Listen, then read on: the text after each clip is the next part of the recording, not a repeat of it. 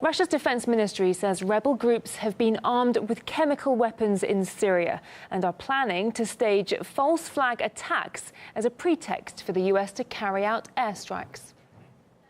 Representatives of the Russian armed forces have said they have reason to believe that the United States at its Al-Tanf base in Syria has been preparing squads of rebels, fighters, to stage a chemical provocation, a chemical weapons attack in the south of Syria, in Daraa, which borders Jordan and Israel. They've been provided, allegedly, as many as 20 tons of chlorine, as well as detonators disguised as cigarette packs. And this attack is imminent. Defense officials have said that this attack will be blamed on the Syrian government and will be used as an excuse by the United States and its allies to strike at Bashar al-Assad, his government and his military directly.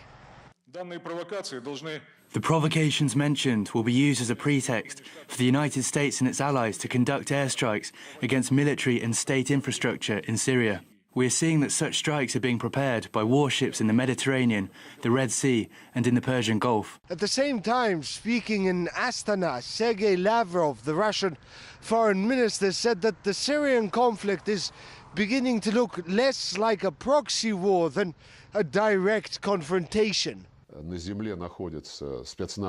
There are US special forces on the ground. They are no longer denying this. They are accompanied by the British, French and special forces from other countries. It's not a proxy war anymore, but rather a direct involvement in the war. We condemn their illegal presence on Syria's territory. The US-led coalition is not legitimate from the UN point of view either.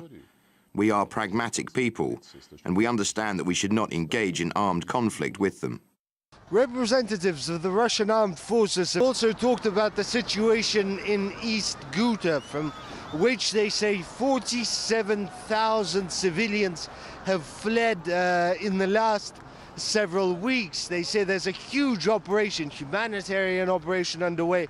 3 convoys of aid have gone into Ghouta as well, and they say the UN representatives on the ground in East Ghouta have praised the Russian and Syrian effort in relieving the situation there, providing food and other aid for civilians in need. They also say that armed groups in East Ghouta, as well as Islamists, have expressed a desire to leave East Ghouta for Idlib, for other locations, once their sponsors give the green light.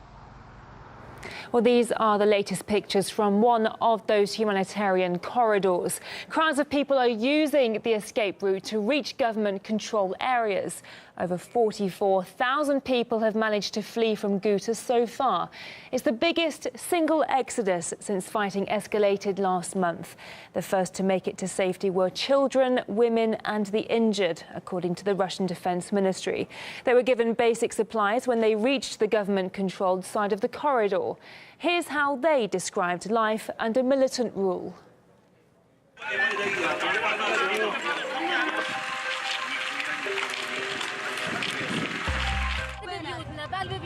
The militants were living with us next to our houses and inside them.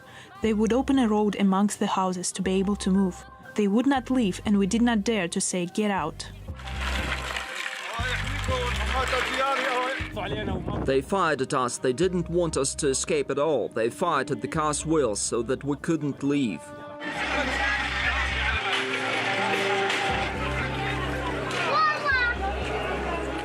We had no food or water. There are 10 of us and we could not buy a kilo of flour. We were starving. We wanted to escape, but they wouldn't let us. We fled against their will, so they fired at us, and half of the people were shot. Look at our children, bare feet, hungry, and without clothes. But the militants showed no mercy.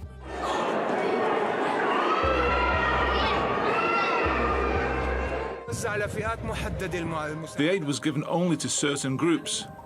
Most of the medical aid was sold. It was from humanitarian agencies and the UN and was distributed in Ghouta under the supervision of our government. But the militants were selling it.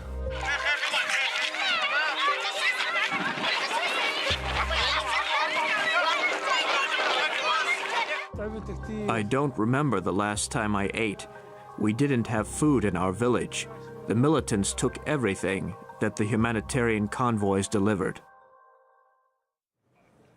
Meanwhile, the UN's special envoy to the country has welcomed a brief ceasefire in the city of Douma in eastern Ghouta. Staffan de Mistura also renewed calls for an end to the hostilities across Syria. Further meetings have been taking place since the Secretary General's briefing between the Russian Federation and Jaish Islam in the last few days on the outskirts of Douma. As a result of this engagement, a tenuous, fragile ceasefire between the government, Russian military and Jaish Islam forces has continued to largely hold for the 6th day now. Let's hope that therefore the ceasefire holds, because that has been at least one good news among very bad news. Eastern Ghouta was seized by rebels in late 2012 and since 2013 has been under siege as the Syrian army tries to recapture the area. The Assad government has now succeeded in driving the militants into 3 small pockets, regaining control of much of the region. Despite the advances, many civilians there are still living in dire conditions. Political analyst and author Phyllis Bennett told us the humanitarian crisis will be felt right across the Middle East. There is no place for them to go. The country of Syria has been decimated by these 7 years of war, and people have been moved from one place to another looking for safety and not finding it. Those who have been driven out of the country are finding the gates of other countries closed against them, most notably, of course, the United States, which has prohibited refugees coming from Syria altogether in the context of the so-called Muslim bans that Donald Trump has imposed.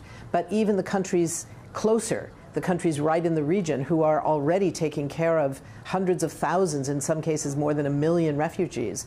In Lebanon, for instance, a very small country, 1 out of every 4 people in that country is now a Syrian refugee. In Jordan, where there's over 1 million refugees, but there's simply not enough water available.